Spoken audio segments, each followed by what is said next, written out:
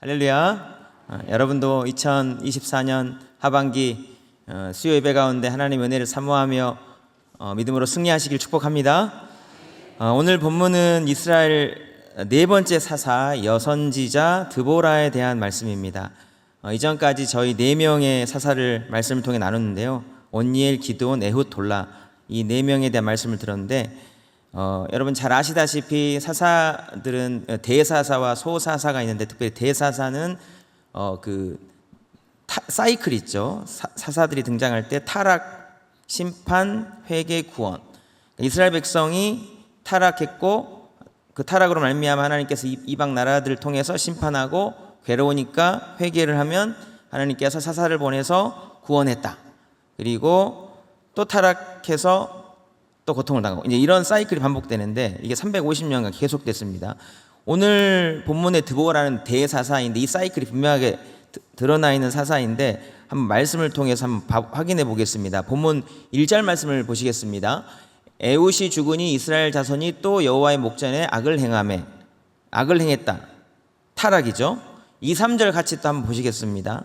시작. 여호와께서 하솔에서 통치하는 가나안 왕 야빈의 손에 그들을 파셨으니 그의 군대 장관은 하롯셋 학고임에 거주하는 시스라요 야빈 왕은 철병거 900대가 있어 20년 동안 이스라엘 자손을 심히 학대했으므로 이스라엘 자손이 여호와께 부르짖었더라. 아멘. 타락하자 하솔에 통치하는 가나안 왕 야빈을 통해서 심판하십니다. 그러니까 타락, 심판 나왔죠. 그리고 하솔 왕 야빈의 군대 장관 이름도 등장합니다. 시스라. 그리고 야빈 왕이 철병거 900대가 있었다. 막강한 군사력으로 20년간 심히 괴롭힌 결과 이스라엘 백성이 괴로워서 하나님께 부르짖었더라. 회개한 거죠. 타락, 심판, 회개까지 나왔습니다. 이런 상황에 세우신 사사가 바로 여선지자 드보라를 보내서 구원해 주셨다. 그렇게 이제 드보라를 보낸 다음에 하나님께서 40년 동안 평안을 주셨는데요. 오늘 본문 드보라를 통해서 배울 수 있는 진리를 몇 가지로 한번 살펴보도록 하겠습니다. 세 가지 정도로 살펴볼 텐데요. 첫 번째가 전쟁의 승리가 무기에 있지 않다는 겁니다. 4절, 5절 말씀을 같이 한번 읽어보겠습니다. 시작. 그때에 랍비돗의 아내 여선지자 드보라가 이스라엘의 사사가 되었는데 그는 에브라임 산지 라마와 베델 사이 드보라의 종려나무 아래에 거주하였고 이스라엘 자손은 그에게 나아가 재판을 받더라. 아멘. 이스라엘 네 번째 사사를 이렇게 소개합니다. 랍비돗의 아내 여선지자 드보라. 네 번째 사사가 하나님께서 세우신 네 번째 사사가 여성이면서 선지자라는 사실이 중요합니다. 왜냐하면 이것이 하나님께서 구원하는 그 방식, 그 구원과 이스라엘 백성의 승리가 그 철병거 900대를 가진 시스라죠. 그 군대에 있지 않다. 그러니까 승리가 군대에 있지 않고 영적인 문제라는 것을 분명하게 강조한 부분이기 때문에 그렇습니다. 철병거 900대 어마어마한 군사력 앞에서 상대할 사람을 여성으로 세웠어요. 이 철병거 900대라는 것이 얼마나 큰 군사력인지 좀 감이 안 올 수 있는데 여러분 본격적으로 철제 무기를 통해서 이스라엘 백성이 괴롭힘을 당한 것이 아시다시피 사무엘, 사울, 다윗 시대의 블레셋이었습니다. 특별히 다윗이 골리앗 무찌를 때 그 앞에서 한 중요한 고백이 있죠. 너는 칼과 창과 단창으로 내게 나아오거니와 나는 만군의 여호와 이름 곧 내가 모욕하는 이스라엘 군대 하나님의 이름으로 나아간다. 이렇게 하면서 그때 밝힌 게 너는 칼과 창과 단창으로 나온다. 그러니까 철제 무기로 무장한 블레셋과 골리앗 앞에서 맞선 다윗이었고 그때 다윗이 손에 뭘 들고 나갔죠, 여러분? 돌을 들고 나갔죠, 물맷돌. 당시 이스라엘 백성이 블레셋에게 괴롭힘을 당한 것이 그 철제 무기로 무장한 그 막강한 군사력, 무기 때문이었습니다. 블레셋은 칼과 창과 단창, 철제 무기로 무장한 군사였고요. 이미 이런 군사력에 압도되어 있던 상황들이었던 겁니다. 그런데 오늘 본문의 사사 드보라 시대는 이보다 200~300년 앞선 시대예요. 더 앞선 시대. 그러니까 그때 철병거 900대를 갖추고 있었다면 어마어마한 군사력을 갖고 있는 하소랑 야빈이었던 겁니다. 이스라엘 백성 쪽에는 무슨 무기가 있었다는 것이 나와 있진 않아요. 그러니까 쉽게 말하면 한쪽에서는 농기구를 들고 있는 사람들인데 한쪽에서는 철병거 900대의 전차로 무장한 군대 같은, 양쪽에 게임이 안 되는 그런 상황인 겁니다. 이런 무기로 전쟁터에 나가서 싸우는 것이 중요하다면 일반적인 생각으로 여성보다는 힘이 센 골리앗 같은 그런 남성 중 아주 장수를 사사로 세워야 되는 것 아니겠습니까, 여러분? 근데 의도적으로 남성보다는 상대적으로 힘이 약하다 생각할 수 있는 여성을 사사로 세웠고요. 조금 이따 보겠지만 이 하소랑 야빈의 군대 장관 시스라를 한 연약한 여인을 통해서 처단하십니다. 그러니까 이제 이 드보라 이야기 자체가 이 철병거 900대에 맞선 그 막강한 군사력에 맞선 이스라엘 사사와 또 그걸 심판하는 도구가 아주 약한 것을 들어 쓰셨다는 것을 보여주는 겁니다. 무엇을 의미하는가? 전쟁의 승리는 무게에 있지 않고 하나님의 손에 달려있다는 것을 보여주는 겁니다. 그렇기 때문에 사람의 방법이 아니라, 사람의 머리가 아니라 하나님의 방법을 써야 된다. 사랑하는 성도 여러분, 저와 여러분의 인생의 여러 가지 전쟁들, 특별히 영적 전쟁 가운데서 사람의 손, 우리가 가지고 있는 어떤 것, 무기를 이용하지 마시고 하나님의 손을 의지하며 나아가는 저와 여러분의 복된 삶이 될 수 있기를 축복합니다. 하나님의 그런 방법이 무엇이었는가? 오늘 본문에서 또 하나 말씀드릴 거는 전쟁의 승리가 하나님의 방법, 특별히 말씀에 대한 순종에 있음을 또 말씀해 주고 있습니다. 드보라는 사사로 부름받았지만 여자 선지자였죠. 선지자는 하나님의 말씀을 전하는 사람입니다. 사사 드보라의 직분이 무엇인지만 봐도 지금 하나님께서 이스라엘 백성을 구원하기 위해서 왜 드보라를 세우는지, 무엇이 필요한지를 알 수가 있어요. 승리의 문제는 군사력이 아니라 드보라의 입에서 나가는 하나님의 말씀에 순종하느냐 그렇지 않느냐에 달려있다는 것을 말씀하시는 겁니다. 실제로 드보라는 사사이지만 전장에 나가지 않으려 합니다. 가나안 왕 야빈과 철병거 900대를 맞설 사람을 대신하여 택하여 보냅니다. 그러니까 직접 나가려 하지 않고. 본문 6절과 7절 말씀을 여러분 같이 한번 읽어보시겠습니다. 시작. 드보라가 사람을 보내어 아비노함의 아들 바락을 납달리 게데스에서 불러다가 그에게 이르되 이스라엘의 하나님 여호와께서 이같이 명령하지 아니하셨느냐? 너는 납달리 자손과 스불론 자손 10,000명을 거느리고 다볼산으로 가라. 내가 야빈의 군대 장관 시스라와 그의 병거들과 그의 무리를 기손강으로 이끌어 내게 이르게 하고 그를 내 손에 넘겨주리라 하셨느니라. 아멘. 드보라는 아비노함의 아들 바락을 불러요. 그리고 말합니다. 너는 납달리 자손과 스불론 자손 10,000명을 거느리고 다볼산으로 가라. 이렇게 명령합니다. 왜 드보라는 직접 전쟁에 나가지 않고 납달리 사람 바락을 대신 보내려 했을까? 하나님을 떠나 우상 숭배의 결과로 이스라엘 백성은 20년 동안 이 가나안 왕 야빈을 통해서 고통을 당했습니다. 3장에 나온 에훗 선지자 사사 에훗을 통해서 이스라엘 백성이 80년 동안 평온했다고 했습니다. 이 평온은 하나님과의 좋은 관계, 죄를 떠난 하나님과의 좋은 관계에서 오는 이 평안은 단순히 그들을 괴롭히는 주변 나라 이방의 외세로부터 찾아오는 그런 평안, 그 괴로움을 막아주는 그런 정치적으로 안정을 찾은 그런 평안만을 말하지 않았습니다. 하나님을 잘 섬기고 하나님의 백성 안에 말씀이 충만할수록 하나님과의 관계 안에서 찾아오는 개인적인 영혼의 문제뿐만 아니라 그 평온은 공동체 관계 안에서 아주 좋은 관계로 이어지는 총체적 평안이었습니다. 이 평안이 깨어지면 삶이 곤고하고 힘들어지고 외적인 문제뿐만 아니라 내적으로도 싸움이 잦아지는 거예요. 내적인 상태가 안 좋으면 그 사소한 것으로도 불화가 생기게 마련이죠. 어느 공동체 하나 마찬가지입니다. 교회도 그렇고 어떤 집단도 그렇고, 교회도 하나님의 말씀이 풍성하고 은혜가 충만하면 또 사랑이 충만하면 갈등도 없고 적고 분란도 없고 평안하죠. 지금 이스라엘 백성은 하나님을 떠난 결과 20년 동안 고통을 당했다고 했습니다. 얼마나 사람들 사이에 갈등이 많은지 오늘 본문에 드보라는 여자 선지자였죠. 드보라에게 이스라엘 백성들이 나와서 재판을 받았어요. 이 재판을 했다는 것은 이 시시비비를 가려달라고 요청을 많이 한 거잖아요. 그러니까 평안이 사라지는 상황 가운데 공동체 관계도 어려워짐을 통해서 사람들이 시시비비를 가려달라고 하는 그 일도 실은 불편한 가운데 찾아오는 그런 많은 재판을 해야 되는 업무도 실은 이 사사 드보라에게는 벅찬 일이었다는 겁니다.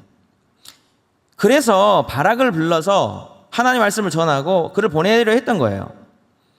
이 드보라는 바락을 또 보내려는 이유가 또 있는데 거리도 멀어요. 실은 6절을 다시 보면 이 아비노함의 아들 바락이 납달리 게데스 사람이라는 걸 알 수 있습니다.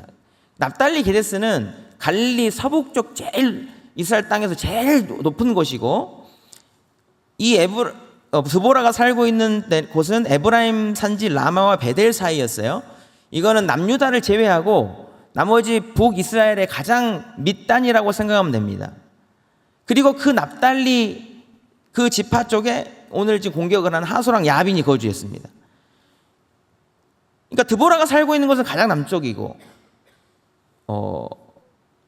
아비노함의 아들 바락은 제일 위쪽 납달리 땅에서 이렇게 살고 있는데 양쪽의 거리가 너무 멀기 때문에 실은 하나님께서 이미 승리를 약속하셨기 때문에 멀리 가는 것도 쉽지 않고 몰려드는 백성의 시시비비를 가리며 재판을 통해서 하나님의 뜻도 전해야 되는 그런 어려움이 있기 때문에 하나님께서 이미 정하신 승리를 납달리 지파의 그 아비노함의 아들 바락에게 대신해서 보내서 일을 감당하려 했던 거죠. 하나님께서 이미 승리를 주기로 작정했기 때문에 실은 드보라가 직접 하지 않아도 이미 하나님께서 드보라를 통해서 역사하시는 거죠. 여러분 바락을 또 보내려 한 이유가 있습니다. 실은 같은 지역에 지금 살고 있는 거거든요. 하소랑 야빈으로부터 가장 많은 괴로움을 당한 지파가 납달리 지파. 그 납달리 지파에서 바락을 불러서 보내는 이유가 하나님의 승리는 이미 정해졌기 때문에 그 바락이 순종함을 통해서 그 승리를 경험하고 그 괴롭힘을 당한 그들이 거기 승리를 통해서 하나님의 영광을 맛보게 하려는 뜻도 있었던 겁니다. 어쨌든 여러 가지는 복합적인 이유들로 드보라는 납달리 지파 바락을 하나님의 말씀에 순종하도록 부른 겁니다. 먼저는 리더인 바락이 승리를 경험하고 또 그가 데리고 나간 납달리, 스불론 자손들을 통해서 승리를 같이 경험하게 함으로 그 납달리 지파 자체가 회복을 경험하게 하려는 뜻이 있었던 겁니다. 그래서 지금 바락이 해야 하는 것은 마음이 어려울 수 있어요. 근데 드보라를 통해서 전하시는 하나님의 말씀을 듣고 순종하면서 그대로 나가면 되는 겁니다. 그대로만 한다면 승리와 영광을 볼 수 있는 겁니다. 그리고 드보라는요, 이 바락이 승리에 대한 확신을 가질 수 있도록 그 내용을 아주 정확하게 다 알려줍니다. 모집해야 할 병력의 숫자까지 알려줍니다. 납달리, 스불론 자손 10,000명을 거느려라. 가야 될 위치도 딱 짚어줍니다. 다볼산으로 가라. 그리고 기송강으로 이끌어내라. 전쟁의 결과까지도 정확히 알려줍니다. 그를 네 손에 넘겨줄 것이다. 병력의 숫자, 전쟁의 지략, 결과와 승리 내용까지도 정확히 알려주면서 가라고 말합니다. 어떻게 해야 됩니까, 여러분? 가야죠. 순종하며 예 하고 가면 되는 겁니다. 그런데 바락이 어떻게 반응했는가? 우리 8절 말씀을 같이 한번 읽어보시겠습니다. 시작. 바락이 그에게 이르되 만일 당신이 나와 함께 가면 내가 가려니와 만일 당신이 나와 함께 가지 아니하면 나도 가지 아니하겠노라 하니. 만일이란 말이 2번 나왔죠. 만일 가면 가고 만일 안 가면 안 간다. 조건을 달았습니다.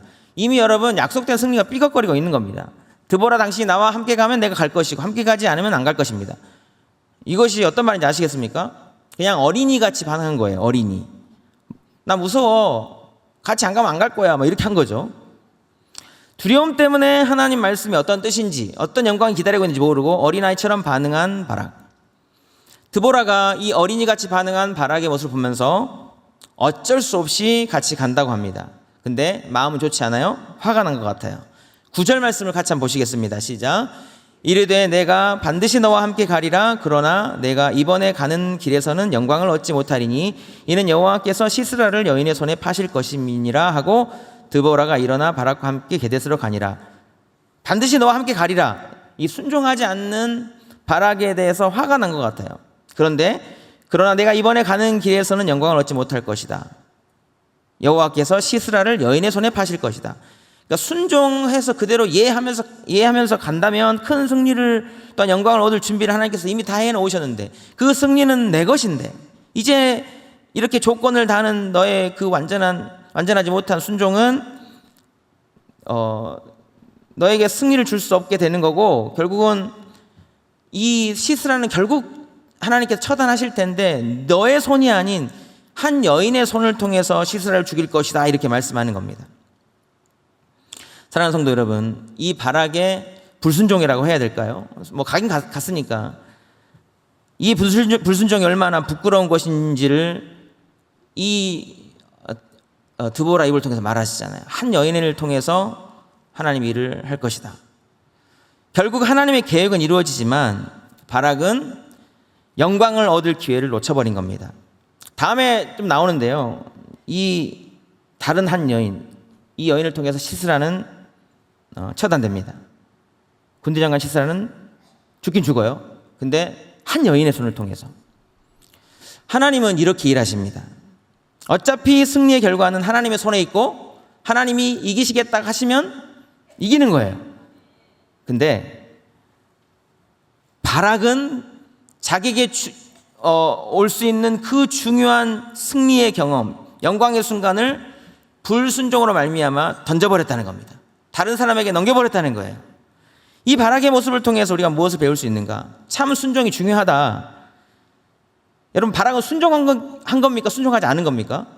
가긴 갔으니까 순종을 했다고 볼 수 있겠지만 조건을 달았어요. 그러니까 저는 이거를 불완전한 순종이라고 좀 생각합니다. 불완전한 순종. 순종을 했는데 가긴 갔는데 조건을 단 순종. 하나님이 원하시는 것은 조건을 단 순종이 아니라 완전한 순종. 즉시 순종, 절대 순종이었죠. 하나님이 기뻐하시는 순종. 제가 바락이 조건을 단 순종이라고 했다면, 그런 걸 했다면 저는 하나님이 기뻐하시는 순종을 이렇게 표현해 보고 싶어요. 자발적 순종. 저를 한번 따라해 보겠습니다. 자발적 순종. 저와 여러분 안에 감동이 있잖아요. 감동이 있어요. 성령의 감동. 성령의 감동이 있어서 하나님의 승리를 취하도록 감동을 하실 때가 있어요. 스스로 영광을 계산하면서 하나님과 딜을 하고 협상을 해서 뭔가 내가 원하는 거는 취하고 아닌 거는 말고 하는 그런 식의 순종이 아니라 하나님 사랑하는 마음으로 사명 따라 감동 주실 때 자발적으로 하는 순종, 그거는 정말 교회의 덕이 되고 순종을 요청하는 또 영적인 리더에게도 힘이 되고 분명히 자신에게도 영광이 되고 하나님도 기뻐하시는 일이라는 겁니다. 사랑하는 성도 여러분, 저와 여러분 안에 성령께서 감동 주실 때에, 말씀으로 감동 주실 때에 기쁨으로 자발적으로 순종함을 통해서 하나님을 기쁘시게 하고 하나님께 예비하신 그 승리와 영광을 취할 수 있게 되기를 주님의 이름으로 축복합니다. 하나 더 배울 수 있는 것이 있는데, 진짜 승리는 하나님과의 화평의 관계에서 찾아야 된다는 겁니다. 드보라와 바락은 일단 결국 같이 전장에 나가요. 근데 하나님께서 기이한 방법으로 역사하셔서 이 철병거 900대가 아주 무용지물이 되고 군대 장관 시스라는 아주 궁지에 몰리게 만들어 주십니다. 15절 말씀을 같이 한번 보시겠습니다. 시작. 여호와께서 바락 앞에서 시스라와 그의 모든 병거와 그의 온 군대를 칼날로 혼란에 빠지게 하시매 시스라가 병거에서 내려 걸어서 도망한지라. 그러니까 말씀해 보니까 하나님께서 그의 온 군대를 칼날로 혼란에 빠지게 하시매 라고 했어요. 그러니까 어떤 식인지는 정확히 잘 모르겠지만 시스라 군대들이 칼날로 혼란에 빠지게 했다. 이게 아군인지 적군인지 서로 헷갈리게 만들어서 서로 막 칼을 휘둘리게 만들어 주셨던 것 같아요. 결과적으로 철병거 900대가 무용지물이 될 정도로 시스라의 군대는 혼란에 빠졌고요. 이런 상황에 시스라는 철병거도 자신의 신하도 아무것도 믿을 수 없는 그런 상황이 되어서 죽을 것 같은 생각이 들었는지 맨몸으로 도망치게 되었습니다. 여러분, 이런 상황이 됐다면 또 되짚어 볼 수 있잖아요. 만일 이런 상황을 만드신 하나님이시라면 드보라의 말을 그대로 받고 순종했다면 얼마나 이 바락이 좋은 영광을 취했겠습니까? 그렇죠? 바락이 이렇게 맨몸으로 나오게 된 시스라를 처단하여 이스라엘을 구원하였더라 이렇게 할 수 있었는데, 그리고 이야기는 여기서 딱 끝났겠죠. 하나님께서 이렇게 승리를 주셨더라. 근데 그 뒷이야기가 또 기록됩니다. 바락의 불순종으로 말미암아 그 뒷이야기가 기록돼서 영광이 다른 사람에게 넘어가 버렸다. 이 이야기를 하기 위해서 뒷이야기가 쫙 기록되는데, 하나님은 이 도망치는 시스라를 한 여인의 손에서 최후를 맞도록 하시는데, 그 일에 쓰임을 받은 사람이 겐 사람 헤벨의 아내 야엘이라는 사람입니다. 시스라는 도망치면서 생각을 했어요. 어디로 도망치냐. 그때 자신을 보호해 줄 것 같은 한 집을 생각해냅니다. 그 집이 바로 겐 사람 헤벨의 집인데, 근데 그곳은 죽음이 예비된 곳이었습니다. 17절 말씀을, 오늘 본문은 아니지만 17절 말씀을 보시면, 시스라가 걸어서 도망하여 겐 사람 헤벨의 아내 야엘의 장막에 이르렀으니 이는 하솔왕 야빈과 겐 사람 헤벨의 집 사이 화평이 있음이라. 아멘. 여기서 나온 헤벨의 아내 야엘이 주인공인데, 시스라가 급박한 상황에 도망치면서 살공리를 하면서 생각해낸 것이 이 헤벨의 집. 근데 이유가 뭐냐면은 하솔왕 야빈과 겐 사람 헤벨의 집 사이에 화평이 있었기 때문이다 그랬어요. 이 화평은 동맹관계, 협력관계 이런 단어입니다. 그러니까 서로 해하지 않겠다, 위급한 상황에 뭐 도와주겠다, 이런 조약 같은 거를 이전에 해놓아서 둘 사이에 교류가 있었나 보죠. 이 동맹에 따라 시스라가 아주 급박한 상황에 오자 이 헤벨의 아내 야엘이 시스라를 영접합니다. 18, 19절 읽어드리겠습니다. 야엘이 나가 시스라를 영접하여 그에게 말하되 나의 주여 들어오소서, 내게로 들어오시고 두려워하지 마소서 하며 그가 장막에 들어가니 야엘이 이불로 그를 덮으니라. 시스라가 그에게 말하되 내게 물을 조금 마시게 하라. 내가 목마르다 하며 우유 부대를 열어 그에게 마시게 하고 그를 덮으니. 야엘이 이 시스라를 잘 모시고 이렇게 영접하는 장면을 잘 묘사해주고 있는데요.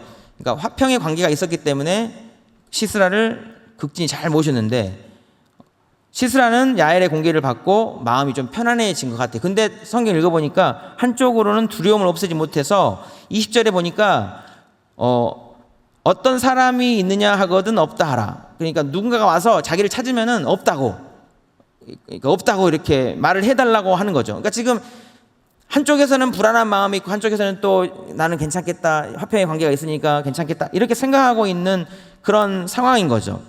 그렇게 해서 이제 너무 피로해서 이렇게 완전히 그냥 이 야엘을 믿고 이렇게 잠이 싹 들었어요. 그 잠이 든 시스라를 이 야엘이 어떻게 했는가? 우리 21절 말씀을 같이 한번 읽어보겠습니다. 시작. 그가 깊이 잠드니 헤벨의 아내 야엘이 장막 말뚝을 가지고 손에 방마귀를 들고 그에게로 가만히 가서 말뚝을 그의 관자놀이에 박음에 말뚝이 꿰뚫고 땅에 박히니 그가 기절하여 죽으니라. 이런 잔인한 장면을 이렇게 자세하게 묘사를 해놨어요. 이 야엘은 정말 어마무시한 여인입니다. 어마어마한 여인이에요. 말뚝이라고 했는데 여러분 텐트 칠 때 아시죠? 텐트 칠 때 이렇게 줄 쫙 빼가지고 이렇게 딱딱딱 박아서 이렇게 고정하는 거. 그거를 땅에다 이렇게 박은 게 아니고 여기다가 깊이 주무시고 계시는 시스라의 관자놀이에 말뚝 박듯이 이렇게 박아버린 거예요. 여러분 이 야엘이 정신적으로 좀 이상한 여자여서 이렇게 잔인하게 죽인 건 아닙니다. 23절 보시면 결론이래요. 이와 같이 이날에 하나님이 가나안 왕 야빈을 이스라엘 자손 앞에 굴복하게 하신지라. 누가 그렇게 하신 거죠? 하나님께서 야엘의 손을 통해 시스라를 심판하신 것이고 야엘은 그 일에 쓰임받은 겁니다. 그러니까 드보라를 사사로 했고 그거를 바락을 통해서 하려고 했는데 그가 불순종해서 안 한 거를 이 연약한 야엘을 통해서 하신 거예요. 하나님은 군대장관 시스라를 심판하기 위해서 준비하셨고 그 일을 위해서 야엘을 준비시켰는데 시스라가 전혀 눈치채지 못하도록 야엘이 자신을 숨긴 겁니다. 조금 전 여러분 하솔왕 야빈과 겐 사람 헤벨의 집 사이에 화평과 동맹이 있었다고 했잖아요. 결과적으로 이 동맹은 깨진 겁니다. 시스라 입장에서는 완전히 배신당한 거죠. 인간적으로만 보면 이 헤벨의 아내 야엘이 이 동맹을 깨버린, 동맹과 약속을 깬 그런 나쁜 사람이 아닌가 이렇게 생각할지도 모르지만 절대 그렇지 않습니다. 이거는 하나님의 손에서 이루어진 일이에요. 어찌 보면 악해 보이는 헤벨의 아내 야엘의 모습을 통해서 성경이 우리에게 깨닫게 하는 바가 있습니다. 사람 사이의 약속은 믿을만하지 못하고 온전하고 굳건하지도 않다는 겁니다. 저와 여러분이 약속을 잘 지키는 사람이 되어야 하는 것 맞습니다.